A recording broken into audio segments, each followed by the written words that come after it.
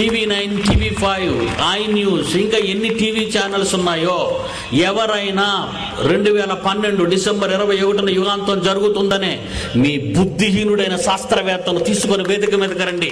2012 December 21 యుగాంతం అయిపోతుందని నమ్మి వాళ్ళ ప్రకటనలు చూపిస్తున్న మీరు మగతన ఉంటే మీ శాస్త్రవేత్తలను తీసుకొని రండి. ఆహ్వానం పలుకుతున్నాను.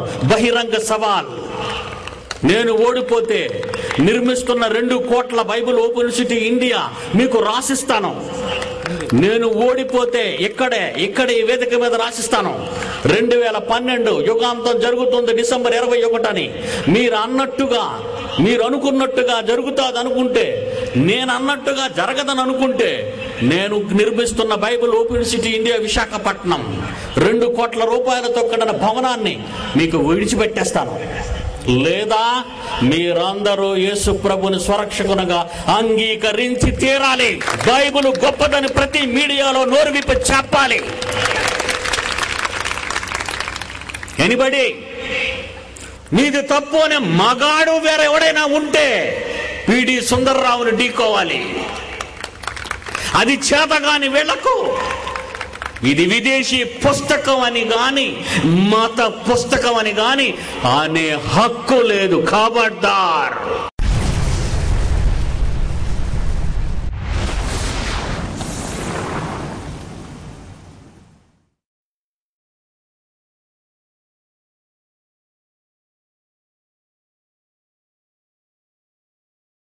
బైబిల్ ఆధునిక శాస్త్రాలను అధిగమించినదని నిరూపిస్తూ క్రీస్తును, బైబిల్ను తప్పుడుగా మాట్లాడుతున్న వారిని సవాల్ చేసి, వాదించి, ఓడించి, ప్రపంచ మేధావులారా ఖబర్దార్ అంటూ సింహగర్జన చేస్తున్న జయశాలి, జయశాలి, జయశాలి.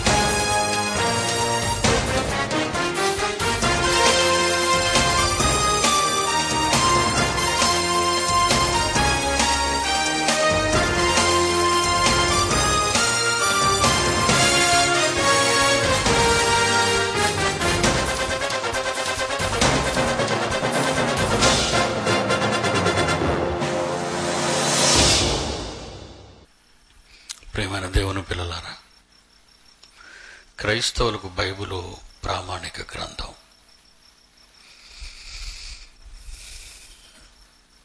ప్రామాణిక గ్రంథమైన బైబిల్లో 66 పుస్తకాలు.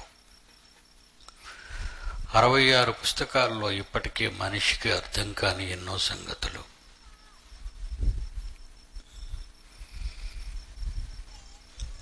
ప్రతి క్రైస్తవుడు బైబిలులోని ప్రతి విషయాన్ని పాఠ్యాంశంగా లేక పాఠాలుగా బంధుమిత్ర సకుటుంబ సపరివారంగా కూర్చొని నేర్చుకోవలసినటువంటిది. లోకంలో ఎన్నింటినో తెలుసుకుంటున్నారు, చదువుకుంటున్నారు. క్రైస్తవులు అనబడిన వారు బైబిల్ను మాత్రం పట్టించుకోకుండా ఉన్నారు. ఎవరు చెప్పనివ్వండి బైబిల్ని.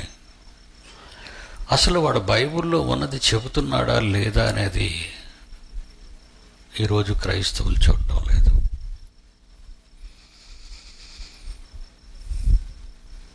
డబ్బు పంపండి అన్న ప్రతి వాడికి డబ్బు పంపడం నేర్చుకున్నారు. స్వదేశంలో అడుక్కుంటున్న ఈ డబ్బు చాలక విదేశాలకు పోయి అడుక్కుంటున్నారు ఈ బోధకులు, ఈ ప్రసంగికులు. కోట్లాది రూపాయలు విదేశాల నుంచి వస్తున్న డబ్బు రిజర్వ్ బ్యాంక్లో స్టాక్ అయిపోయింది. దాన్ని తీసుకోవాలి అంటే ఒక ఎఫ్సిఆర్ఏ అకౌంట్ కావాలి. దానికి ఒక ఎమ్మెల్యే, ఎంపీయో, పార్లమెంట్లో ఒక మినిస్టరో వాళ్ళకు తోడుగా ఉంటే రిజర్వ్ బ్యాంకులో మూలుగుతున్న కోట్ల రూపాయల విదేశీ ధనాన్ని రాబట్టుకోవచ్చు. కనుక అలా వచ్చిన డబ్బులు బస్తాలతో తీసుకొస్తున్నారు క్రైస్తవ సభలకు. గమనించాలి మీరు. బస్తాలతో తెచ్చిన డబ్బులు పాస్టర్లందరినీ కూడబెడుతున్నారు, వాళ్ళ మధ్య మీటింగ్ పెడుతున్నారు, వాళ్ళకి ఆ రోజు మంచి విందిస్తున్నారు, లారీలు పెడుతున్నారు, ట్రాక్టర్లు పెడుతున్నారు, భోజనాలు పెడుతున్నారు, డబ్బులు పంచుతున్నారు.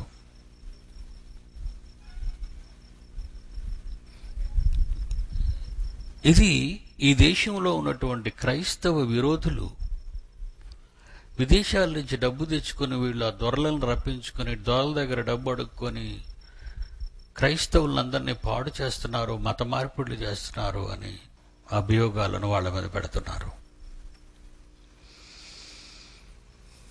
దేవుడు సేవ చేసేవాడు ఎవడైనా, కన్వీనర్స్కి చెబుతున్నాను, చేసేవాళ్ళకి చెబుతున్నాను, మీరు ఎంతవరకు దేవునికి డబ్బు ఖర్చు పెట్టగలరో ఖర్చు పెట్టండి.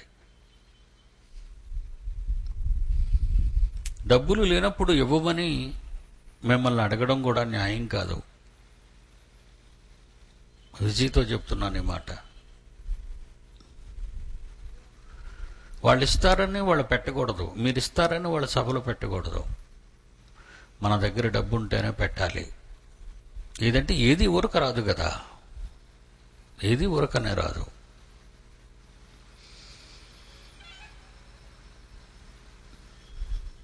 లేనప్పుడు లేదే అని మిమ్మల్ని అడగటం అనేది, దానికంటే అవసరానికి ఇవ్వటం అనేది అలవాటు చేసుకోవాలి క్రైస్తవులు. అవసరానికి ఇవ్వటం. ఎవరి అవసరానికి? దేవుని అవసరానికి, దేవుని అవసరాలకు. లోకంలో ఎన్నో అవసరాల కోసం ఖర్చు పెడుతున్నారు.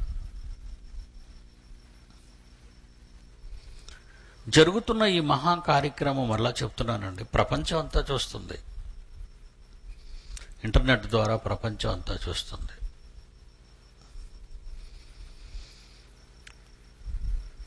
చెబుతున్నవాడు నిజమైన వాక్యం చెబుతున్నాడా లేదనేది గమనించాలి. ప్రపంచవ్యాప్తంగా తెలుగులు చూస్తున్నారు. అమెరికా కానివ్వండి, జపాన్ కానివ్వండి, ఆస్ట్రేలియా కానివ్వండి, కెనడా కానివ్వండి,